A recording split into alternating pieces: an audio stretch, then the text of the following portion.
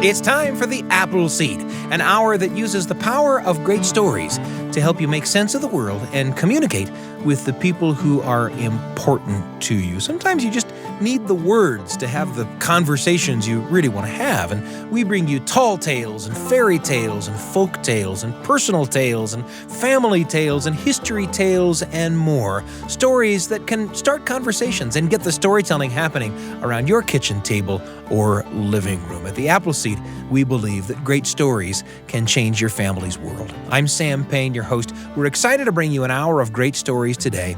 We brought you some stories about the importance of community in our lives. Family, friends, the town you live in. What's the community that you feel most part of? We'll hear from Dolores Hydock as she talks about her mother's last months and how those months were eased by the loving gestures of the people in her community, her small Alabama town. The 3 clocks were gifts for the hospice nurse and 2 hospice aides who had taken such good care of my mother and me during the 8 months that she had been so sick. And we have an original Appleseed audio drama that is, well, to put it mildly, it's a story about pets. Let's say it's a story about pets. Was that you, Frankie? That audio drama is called Extracurricular Activities. We've been cooking it up in the Appleseed secret lab, and we can't wait to share it with you. That's all today on the Appleseed. Now, community, right? Community is important to most of us because it's the feeling of fellowship with others, kind of a result of common attitudes, interests, goals, or sometimes just proximity, the folks that live around you and work around you. Community acts in important ways to protect the people in the community. It can be the people in your neighborhood working to save everyone's house from a flood. That happens sometimes. It can be the people at your church providing meals to a family who's just had a new baby. It can be the other kids in your math class working out problems on the board and explaining constants of proportionality to those still confused. I was often one of those still confused, and I'm grateful for that community, more grateful than I could ever say. Belonging to a bigger group than just yourself or your family is important to feeling secure and confident, even when you face challenging experiences. Sometimes we benefit from the community around us because others are working hard to make sure we feel accepted, and other times we're doing the hard work to make sure others feel accepted. Sometimes we need to do the work of connecting to new people so they feel part of the group. And as we listen to stories today, think about what they teach us about how communities work. Now, first up is this story from Dolores Hydock, storyteller based in Birmingham, Alabama, who shares with us the community that gathered around her and her mother at a particularly challenging time. Dolores is waiting in the Appleseed Performance Studio along with our terrific studio audience. Let's join them.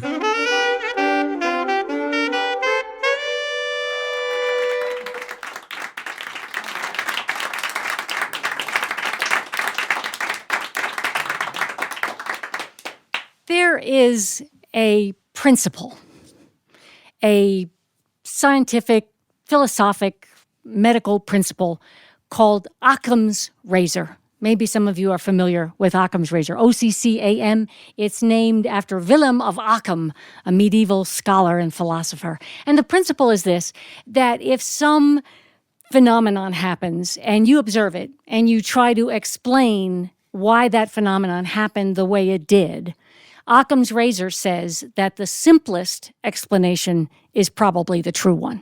So for instance, let's say you have a book on your desk and it's hanging a little bit off the edge of the desk. And as you walk past, you bump that book with your hip and the book goes crashing down, falling to the floor. And you observe that and you think, okay, why did that happen? Why did the book fall to the floor?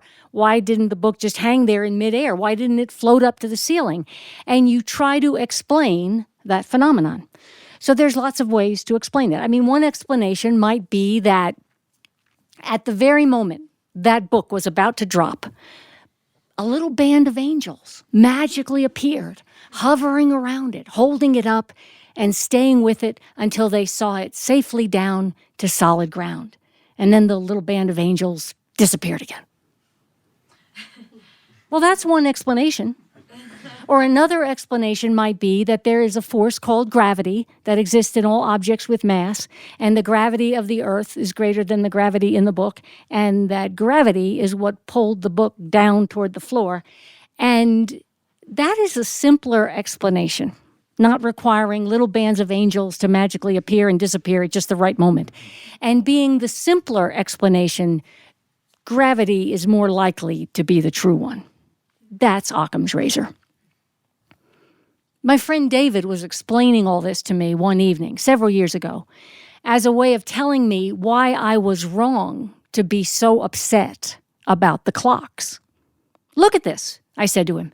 3 clocks, 3 brand new clocks. These are expensive clocks. These are Waterford clocks, and not one of these clocks works. Can you believe that? He said, none of them works. I said, not one.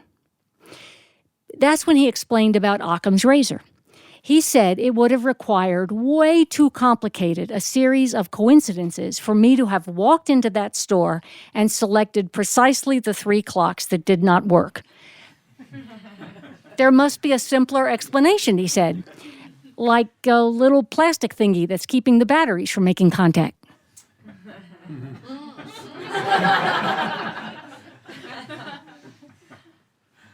He was right. On closer examination, I discovered that inside each of those clocks, there was, in fact, a little plastic thingy. And once that was removed, the battery made contact, and the second hand on that clock and on each of the 3 clocks began spinning around, keeping perfect time. The 3 clocks were gifts for the hospice nurse and 2 hospice aides who had taken such good care of my mother and me during the 8 months that she had been so sick. Those women had been so incredibly patient with us, answering questions, explaining procedures, just guiding us every step of the way. And now that their work with us was finished, the clocks seemed like a small, but I hoped appropriate way to try to thank them for the time they had lavished on us. My mother had been living at my house during those 8 months. She had said to me once, years before, I hope I don't ever have to go to assisted living. Well, no, that's not actually what she said. What she actually said was, I hope I don't ever have to go to assistant living. Assistant living, as if that kind of living is not top rank, full status living. It's just assistant living. It was not the first time she had given an interesting new interpretation to some words. I know one summer she and I had gone to see 2 of the big Oscar-nominated movies of that year, the one about the 2 cowboys in Idaho and the one about the author of In Cold Blood. And afterwards, I heard her on the phone telling my sister that we'd gone to see Bareback Mountain and Coyote. Or the first time she ever rode in my German-made automobile, she said, I've never ridden in a VFW before. So, no assistant living for her. My saints are my assistants, she used to say. And it was true. She had a whole roster of saints that she called on, each with a particular area of expertise. Saint Anne, for instance, is the patron saint of mothers. Saint Anthony, patron saint of lost things. Saint Jude, patron saint of hopeless cases. I said to her once, some of their duties kind of overlap a little bit. I mean, what if you're a mother who's a hopeless case at losing things? Who do you go to then? She said, well, most of the saints are specialists, but St. Jude is my primary care saint, so I go to him first. The subject of saints had come up when I was up in Pennsylvania years earlier, helping her pack up her house as she prepared to leave her lifetime home there and move to Birmingham to live closer to me. We were packing up the kitchen, and I said, who's the patron saint of kitchen cabinets? Because, boy, do we need help with these. St. Martha, she said. Who else would it be? And don't give me a hard time about my cabinets. I can't help it. The cabinets, the kitchen cabinets of an 83-year-old woman who lived alone were crammed full with family-sized bags of Doritos, giant jars of mayonnaise, huge bottles of salad dressing, tins of tuna fish, cans of baked beans. I try to cut back, she said, but I keep winning this stuff at the senior center at bingo. She said, last Tuesday I won 4 times. I had to quit playing. The other women were getting mad at me. Later, when she moved to Birmingham, her cabinets were not much emptier, and I confess a lot of that was my fault. I inherited from her the DNA that makes it genetically impossible for either one of us to pass up a 2-for-1 special at the grocery store. Lots of good BOGOs this week, she would say, as she scanned the Wednesday morning supermarket ads. You know, BOGO, buy one, get one free. Progresso soup, Dove ice cream bars, Ken salad dressing. Do we need salad dressing? Did we need salad dressing? As often as that stuff was on special, neither one of us was going to need to buy salad dressing the rest of our lives. At least you share, she said to me one time. Back when I was still living in Pennsylvania, I'd go to the store with your Aunt Jean. She'd take out her coupons and say, you buy one, I'll get one free. Sometimes Mother and I would go on a supermarket scavenger hunt where we'd try to find specialty food items that are typical in Pennsylvania, but impossible to find in Alabama. Things like those wide egg pot pie noodles that you need to make authentic Pennsylvania Dutch-style chicken pot pie, or that spicy red hoagie spread, kind of peppery relish, that's an authentic ingredient, essential to an Italian sandwich or a Philadelphia cheesesteak. We never really expected to find those things there in Birmingham, but it was fun to look. And then one day, she came back from her new senior center and told me that somebody there had told her there was a store that sold Amish cheese, real Amish cheese from an Amish dairy farm in Ohio. And so one Thursday afternoon, she and I headed out for Miller's Cheese House in Sterrett, Alabama, about a 45-minute drive from my house. We found it, finally. It was off County Road 61, off County Road 63, off County Road 82, off County Road 84, off Highway 25, which intersected with Highway 280. It's not there anymore, but that day we found it. It was a one-room, white concrete block building with worn wooden floors, 2 big coolers full of Amish cheeses and butter and eggs from that farm up in Ohio, the walls lined with shelves that were full of jars of jams and jellies and pickles and relishes. We didn't buy any of the jams and jellies. Thanks to last week's BOGO, between the two of us, we still had 132 unopened ounces of Welch's grape. But we did get a couple of kinds of cheese, and as the woman behind the counter was wrapping it for us, she noticed that Mother was talking and did not have a Southern accent, asked her where she was from. Pennsylvania. That woman was from Ohio. The two of them spent 20 minutes comparing recipes for shoe-fly pie. And before we left, the woman disappeared behind a little curtain into a sort of pantry closet, came out with a cellophane bag of wide egg pot pie noodles. Gave them to Mother, said, here, these are impossible to find here. I hope you enjoy them. Come back and see me sometime. And she told us a shortcut for the ride home. On the way back, Mother sang to me. Well, not literally, but that's kind of the way it sounded. Her voice high and melodic in my ear. She was telling me about Antarctica. She had just read an article about Antarctica in a Smithsonian magazine. A friend back in Pennsylvania had given her a subscription for her last birthday. And so she was telling me about penguins and krill, the food they eat. She was talking about how the generators sounded, churning away in the dark, frozen night, the way the Southern Cross constellation looked, unobscured by any artificial light. She sang to me of penguins, this woman who was so interested in the world, who my whole life had modeled for me a sense of wonder and curiosity. We got back to her house, divvied up the cheese. We finished a couple of pesky clues from that morning's crossword puzzle. We sat out on the back porch, finished up a BOGO Dove ice cream bar. And then, bye, talk to you tomorrow, sleep well, love you. A sweet, happy day. All the sweeter, all the happier, because neither one of us had any clue it was the last one like that we would ever have. Because just a few days after that came the frantic phone call and the dash to the emergency room and the out-of-the-blue diagnosis of a nasty cancer, and the assignment of a hospice nurse and hospice aides. And she moved into my house, no assisted living if we could help it. And we began a journey that lasted 8 months and ended with the purchase of 3 Waterford clocks. Well, once that journey began, a strange phenomenon started to take place. People, friends, neighbors, people I barely knew, started showing up with lasagna, containers of homemade vegetable soup, loaves of banana bread, paperback romance novels, DVDs of Marx Brothers comedies. People offered to stop at the grocery store for us on their way home from work, offered to make a late-night run to the 24-hour pharmacy across town. It went on for 8 months.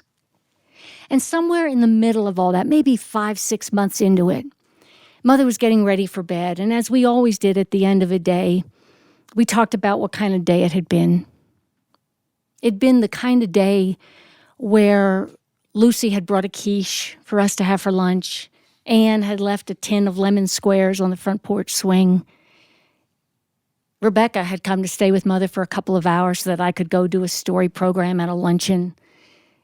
There were 4 cards in the mail, thinking of you. And as I bent down to kiss Mother goodnight, she looked up at me and said, "It looks like I live in assisted living after all, don't I?" And I agreed that she did. And so did I. I'd lived in assisted living my whole life, and it had taken something like that for me to realize it.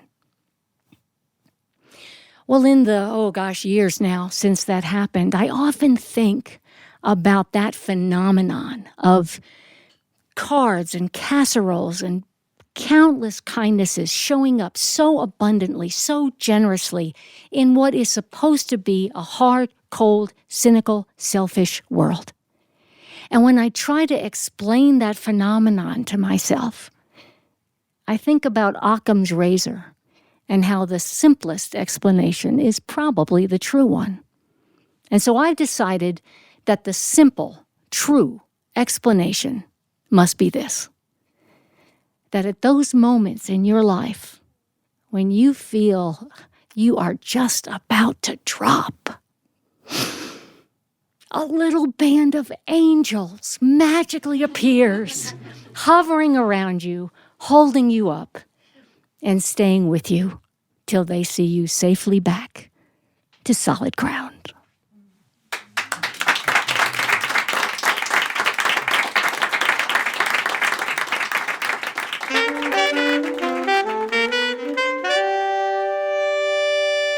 A story called Occam's Razor, shared with us by Dolores Hydock, a storyteller from Birmingham, Alabama. Such a pleasure to have her live in the Appleseed studio. That was recorded in front of our terrific studio audience, and it was a pleasure to be part of that studio audience. And in just a moment, we're going to talk around the table about that story. Dolores Hydock shares a story about a community that formed around Dolores and her mother during the last months of her mother's life. Have you ever lost a loved one or had a situation in which the people in your community gather around you?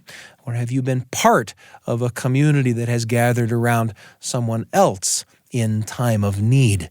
Well, those are stories worth thinking about, worth remembering, and worth passing along. There's a lot more coming up. I'm Sam Payne.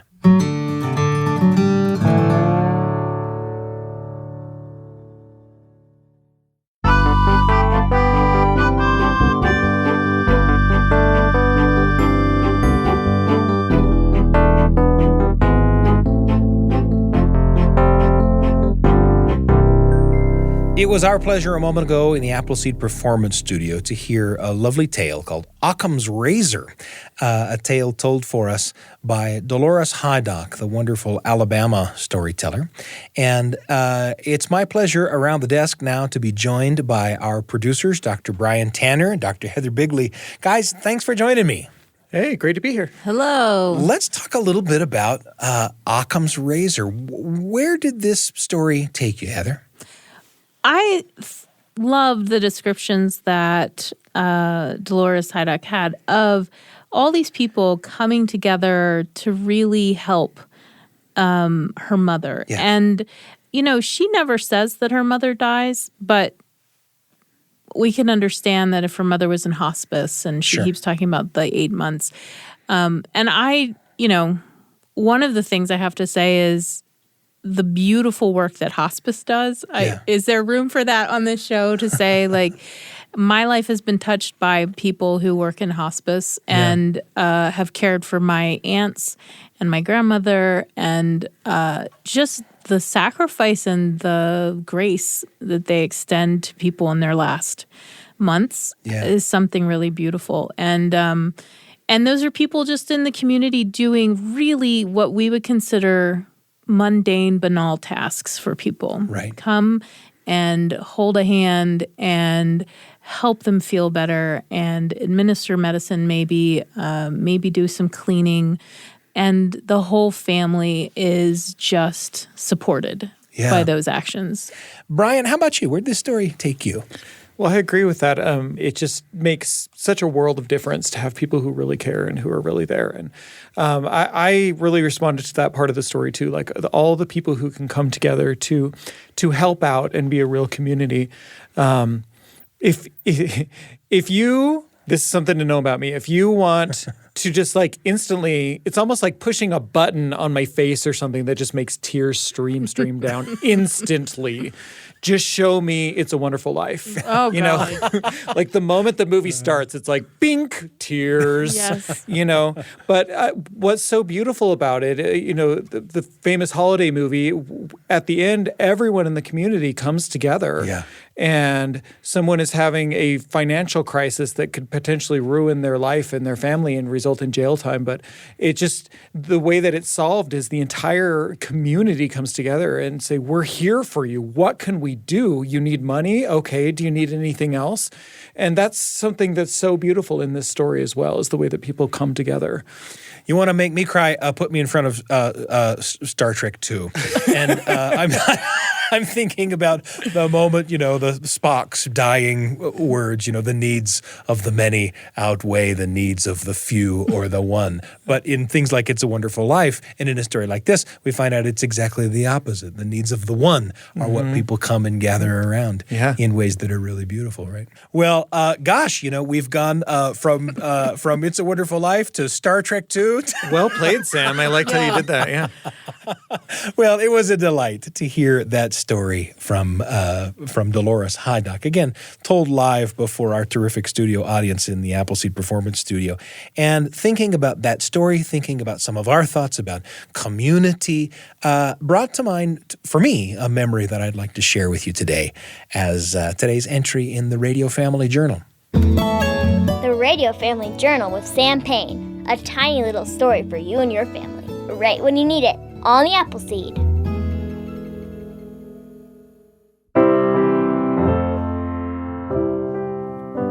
It was a little surprising to get the text message. A beloved old English professor, Dr. Donna Cheney, had passed away, and the text came from her family. They asked me in the text if I'd be willing to sing something at the funeral service. Well, I was happy to do it, of course. And I rehearsed and prepared an old hymn tune. My shepherd will supply my need. It's a song I remember my mom and dad singing together in my very earliest childhood years. Dad would play the guitar and they'd sing together in harmony. The sure provisions of my God attend me all my days. O may thy house be my abode, and all my works be praise. There would I find a settled rest, while others go and come. No more a stranger or a guest, but like a child at home. It's a lovely old tune, and I thought it would be appropriate for the funeral of Dr. Cheney. I had a 60-mile drive to practice the tune, too, but somewhere at about mile 30 or so, I began to think about Dr. Cheney herself. Her great love was William Shakespeare, and when you think about a person who loved Shakespeare, like Professor Cheney loved Shakespeare, a lot of Shakespeare comes back in the memories. And so it was that when I got to the funeral, it was a setting of Shakespeare's funeral song from Cymbeline that was in my head, and not My Shepherd Will Supply My Need at all. That funeral song goes like this: Fear no more the heat of the sun, nor the furious winter's rages. Thou thy worldly task hast done, home art gone, and ta'en thy wages. Golden lads and girls all must, as chimney sweepers, come to dust. Well, in any case, that's what I sang at the funeral. And before and after the song came remarks from people who knew Dr. Cheney. And there was this common thread that ran through all those remarks. It was the story of this professor whose house seemed always to be full of college students who were far from home or who otherwise felt a little lost in the world, people who were still trying to find their feet in the transition from living at home to living at school. To hear the family and their friends talk about it, you get this picture of the Cheney's house as a kind of refuge, a kind of haven for the tired, the poor, the tempest-tossed. There was always a dish of ice cream and an enormous helping of conversation with the Cheney family and a Monty Python movie available to anyone who could use a dish of ice cream and some good conversation and a Monty Python movie.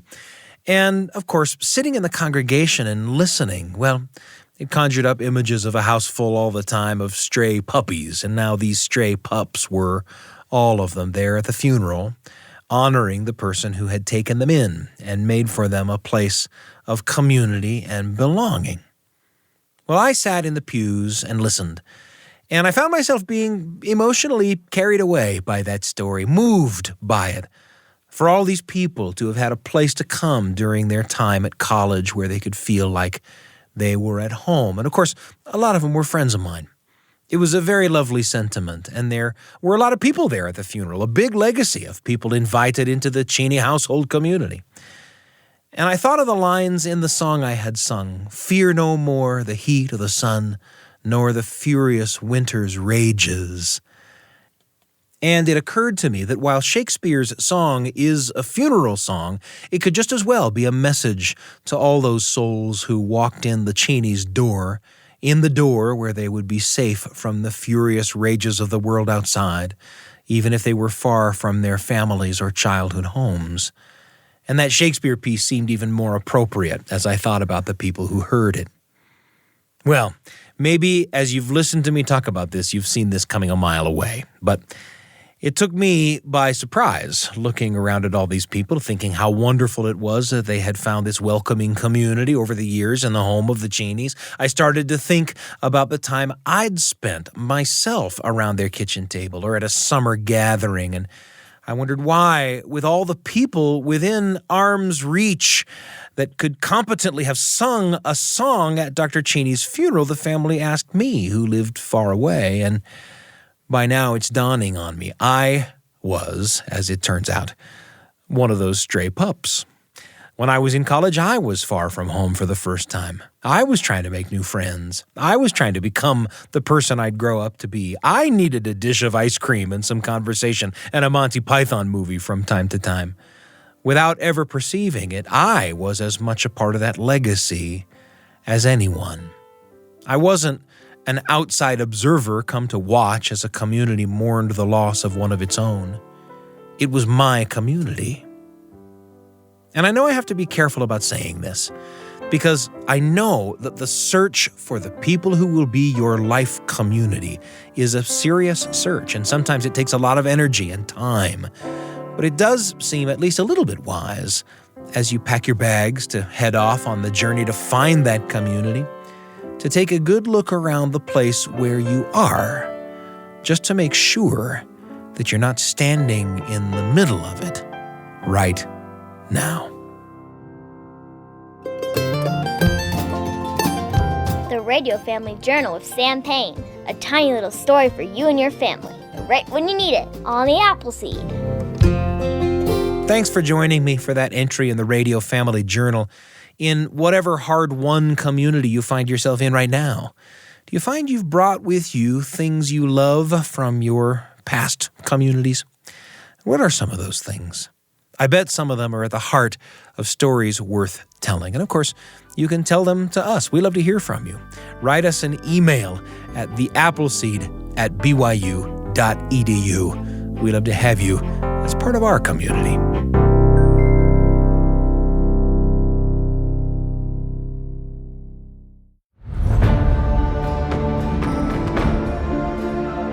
Up next, we've got an audio drama. It is, it's kind of a pet story, let's say. And to talk about it, I've invited a couple of the folks who helped us make it, audio engineers and sound designers, Jerem Hansen and Kira Brewer. It's a pleasure to have you with me. Thanks. Glad to be here. Yeah, fun to be here. Let's talk a little bit about, I guess without giving much away, kind of set up extracurricular activities for us. What are we going to hear here? It's a pet story, right? Yeah. It's like a story about relationships in a way, but like relationships with all of the different beings around you, I would say. What people are willing to do for their pets, what people sacrifice, things like that. My wife and I have a dog, and she's a cutie. She's crazy, though. Our dog, not my wife. She's cute, though. And our puppy now, we watch movies with her on the couch and stuff like that. She's great. So, Kira, what about you? Are you a pet person? Definitely. I'm unfortunately allergic to both cats and dogs, which is so sad because I love them both so much. Yeah. But we do have a dog. She's hypoallergenic, which actually helps me a little bit. Incredible. So nice. What is your dog's name? Her name is Holly. Holly. Yes. And what about yours, Jerem? Yeah, our dog's name is Jessie, like the cowgirl in Toy Story. There it is. Yeah. Okay. Oh, that's fantastic. Well, we're about to get to it here. This is the name of this audio drama is Extracurricular Activities, and we're thrilled to bring it to you here on the Appleseed.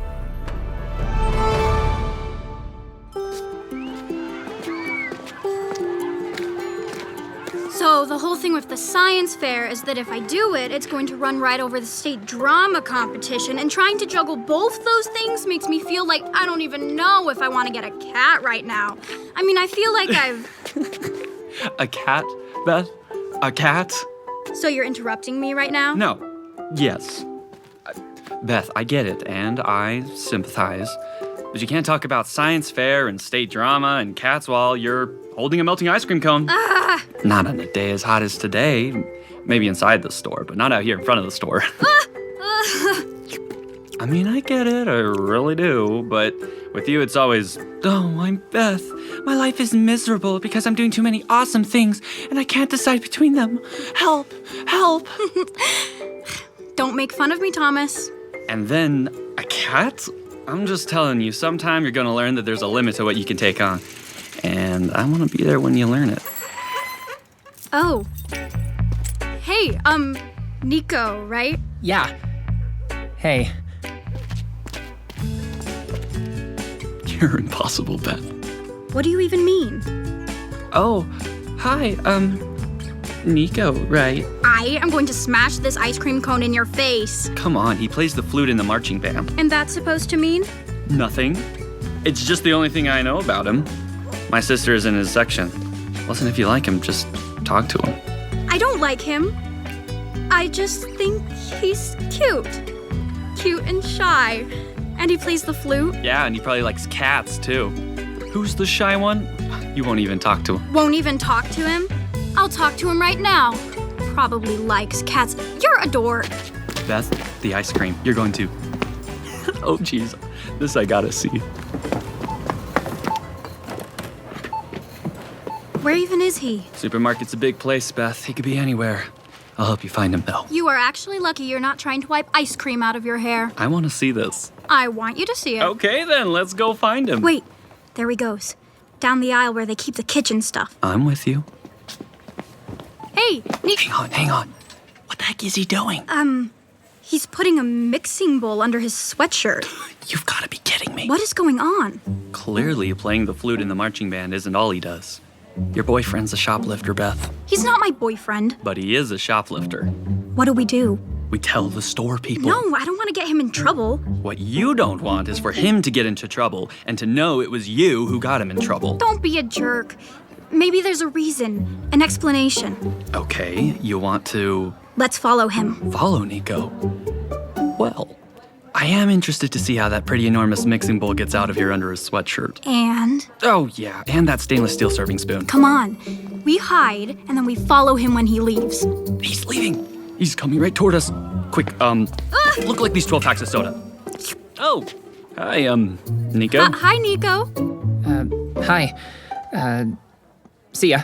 See you. See ya. Watch your ice cream. Oh, geez. Let's follow him. Right, you haven't talked to him yet. Mission unaccomplished. This isn't about talking to him anymore. It's about finding out what's going on. Why he took that stuff. That's what this is about. Are you sure you can fit stealth recon in between science fair and state drama? I don't even know why we're friends, you and I. No, come on, he's getting away. There he goes. Out the doors. Go. I'm going. Wait. He's just standing there, right outside the doors of the store. What's he doing? Whoa, duck behind something. He's coming back in. Ah! I dropped my ice cream. Never mind. I'm out. Where are you, Beth? I'm behind this rack of pork cracklins. Where are you? I'm behind this magazine. Great hiding place. Where's Nico? Can you see him? Yeah, he's putting the mixing bowl down on the pile of shopping baskets just inside the door. And he left again, in a hurry. Left? Come on, we've got to go after him. Are you serious? He brought the mixing bowl back. I know, but this is weird, Thomas. I want to know what's going on. Okay. Are you gonna bring the pork cracklins? Dork. Come on. Can you see him? No. Where? Wait, what's that? He's in the alley, rummaging in the trash. Stay back. We can follow him when he comes out. Here he comes. Stand facing the other way or something. I'll hide behind this crate of melons. Okay, he's cleared the alley. He has, it looks like one of those aluminum foil baking pans that like a chicken comes in or something. But no chicken. He's getting on his bike. Oh, we'll never catch him. Not on foot. I bet he'll go home eventually, and I know where he lives. Let's run back to my house, grab our bikes, and go over there.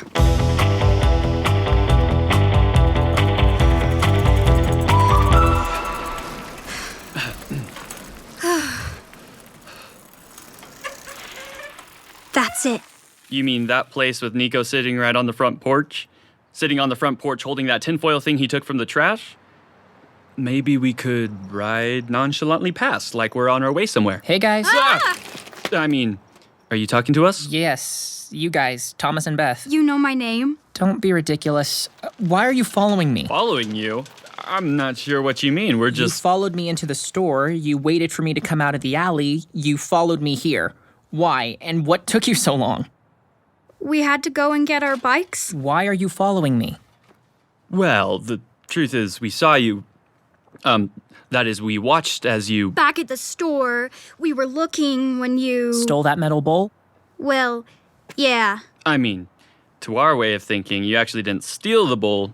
You left it there. And grabbed this tinfoil thing from the trash? Yes, we saw that too. And you want to know what's going on? Well, Beth was curious. We were curious. Dork. What? Well, I'll tell you what's going on. Well, if you want to. Nothing. What was that? Nothing? Nothing? Listen, guys, just leave me alone, okay? There's nothing going on. Oh, man, I better get in there. See you guys. Well, you heard the man. He's just run inside and taking that tinfoil thing with him. There's clearly nothing going on. Nothing! We've got to see if Nico needs any help with whatever that is. If you want to run into the jaws of whatever is making that sound, just to show support for your... He's not my boyfriend. Beth, you're impossible. Wait up! Nico, where are you? Nico, is everything okay? What are you guys doing in here? I told you there was nothing going on. Nico's over on those stairs, and that sound feels like it's coming from the attic. Come on. No, don't come on. You're in my... Nico, can't you hear that there's something in here with... Okay. There's no keeping you out of it now. Follow me, and don't make any sudden moves. Follow you into the attic? Do we need tinfoil things like you? I told you to leave, but if you gotta see what's going on, it's up here. Maybe it's really not about... Thomas, don't you dare try to get out of here. Lead on, Nico. Okay.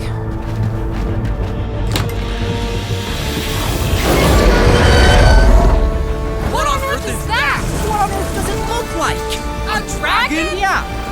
Full on. A dragon? Are you gonna keep asking that? Hey, Frankie. It's me. It's me. It's Nico. That's it, Frankie. Calm down.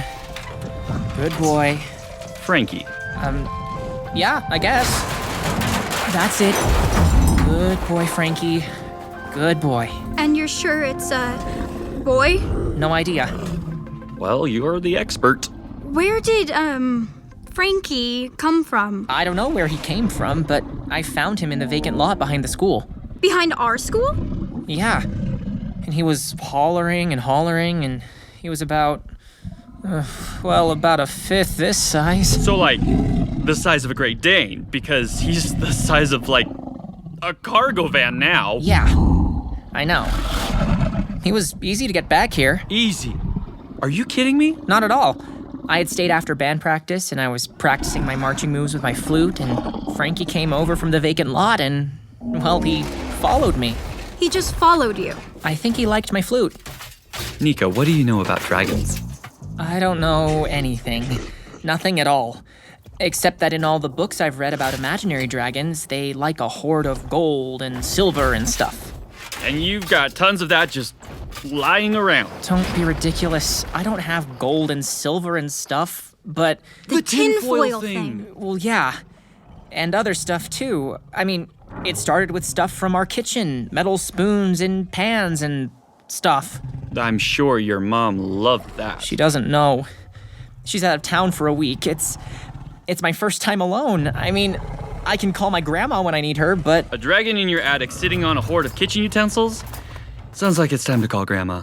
I was sure I could do this. I mean, take care of a pet. A pet? But now, well, he's grown this much in only 3 days. 3 days? And I've been able to find more hoard stuff around.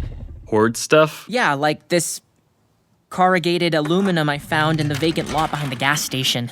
Wow. And, he really likes these. What are they? They're the shiny metal legs of an old desk. I don't even know where they came from. I found them behind the auto shop at the high school. Here, Frankie, fetch. He really loves that. Well, there's more stuff around here, too. Like a mixing bowl stolen from the store? I didn't steal that mixing bowl. I mean, I tried, but I didn't feel like I could, so I hit the trash. For the tinfoil thing. Oh, Nico, what are you gonna do? This dragon belongs somewhere. Was that you, Frankie? It came from outside the house. Quick, get to that window. I don't believe it. Frankie, your mom's here to pick you up.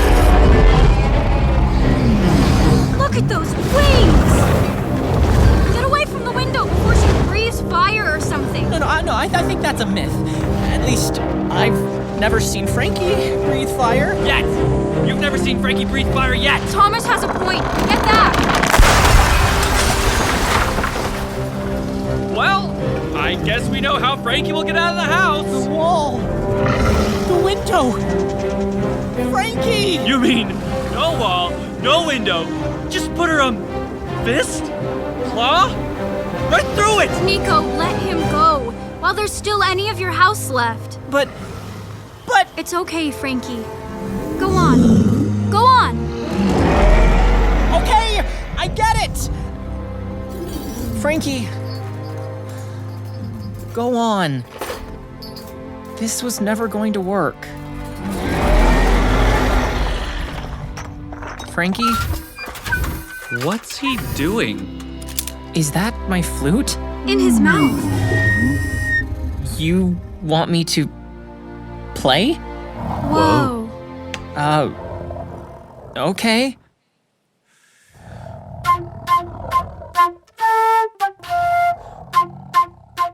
He likes it.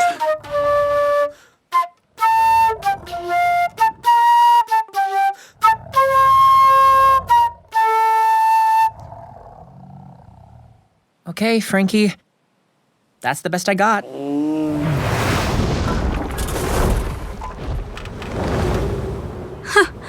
There he goes. Nobody's gonna believe this. I can't think of an explanation for our new open-air attic that's any more believable. I don't know what I'm going to tell my mom. Or my grandma. A problem for another moment, Nico. Take your mind off it by playing us something. I've always loved your flute playing. Always? I just started playing the flute a couple of weeks ago. Oh, I meant to say, that is, Yeah.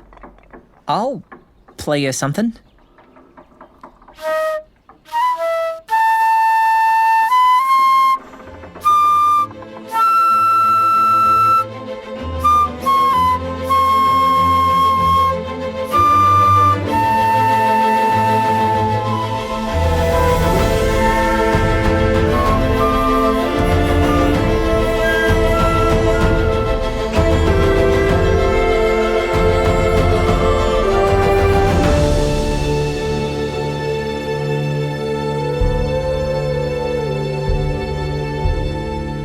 Maybe I should get a cat.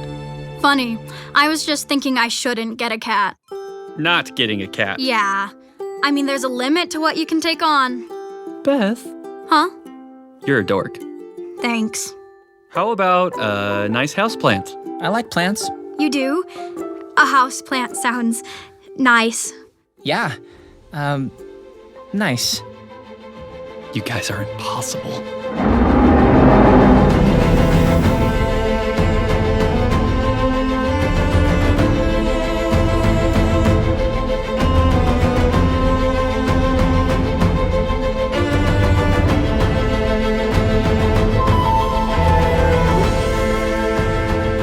Extracurricular Activities, an original audio drama cooked up in our secret lab here at the Appleseed. And it's been fun not only to listen to that radio drama with you, but also with a couple of the people who helped us make it, audio engineers Jerem Hansen and Kira Brewer. Guys, what fun. yeah, it was a blast. So much fun. I loved it. It's an adventure.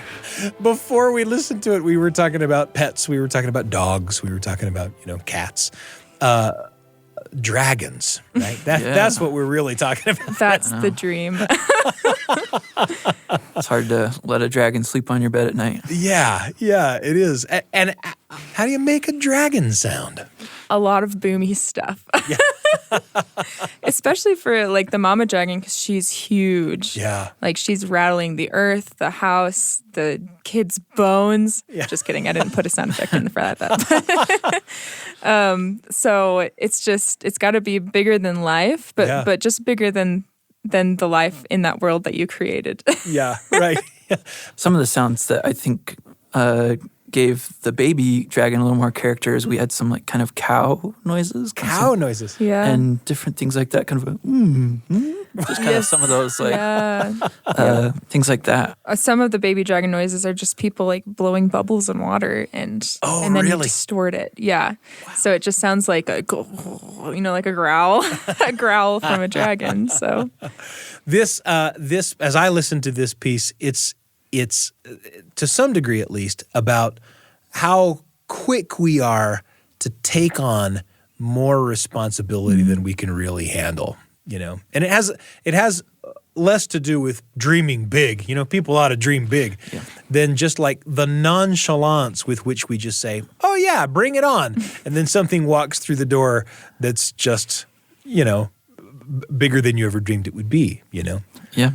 I think I'm still kind of in that adventure right now because studying music and audio in college, I was just like, oh yeah, I'm good at piano. I can do it. Got in somehow. And I'm still in the middle of that where it's grown into this huge dragon and I'm like, I don't know what to do with this. But I love it. But wow. Yeah. There's a lot there, isn't there? Mm-hmm. Yeah. Yes. What about you, Jerem? Is there any adventure that was bigger than you thought it was going to be? Oh, this isn't much of an adventure, but I helped my mom. My mom and dad recently bought a camper trailer, and it was a little older, needed a little bit of work. And I thought I offered. I'm like, hey, Mom, I'll help you. That'd be a ton of fun, and turned into a lot of hours. It paid off. It looks really good on the inside, but you never realize, and then suddenly it's. You put in 10, 12, 20 hours, and you go, oh no, this is a lot more work than I thought. That's the reminder, isn't it? I mean, certainly in the story that we just heard, the dragons fly off and they're left with, only whatever memories they have and a big hole in the house, right? Yeah. But some of the dragon-sized things we take on can seem daunting while we're in the middle of them. But at the end of it all, we get to look at that trailer, for example, right? Mm-hmm. And we think, good heavens, that was worth doing. Look what I did, and that's great. Yeah. Thanks for talking a little bit about extracurricular activities, and good heavens, congratulations on creating something so cool. Pleasure to be a part of it. Yeah, thanks so much. And as we wrap up our hour together, I just want to thank you for joining us on the Appleseed. We're so grateful to you for listening.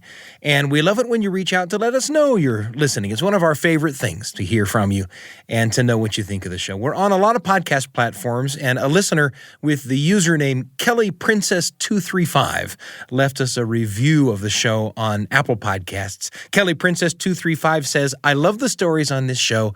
They're always so fun and easy to follow and are a great way to ensure that I have a great day. And I'm telling you, Kelly Princess 235, knowing that you feel that way about the Appleseed is a great way to ensure that we have a great day. Thanks so much for leaving us that comment. It's been a pleasure for me to share this hour with you. Join us again on the Appleseed, won't you? You can find us at byuradio.org/Appleseed by Googling the Appleseed podcast or by downloading the BYU Radio app. For ways to listen to all the great shows produced by BYU Radio, the Appleseed is pleased and proud to be part of that family of programs.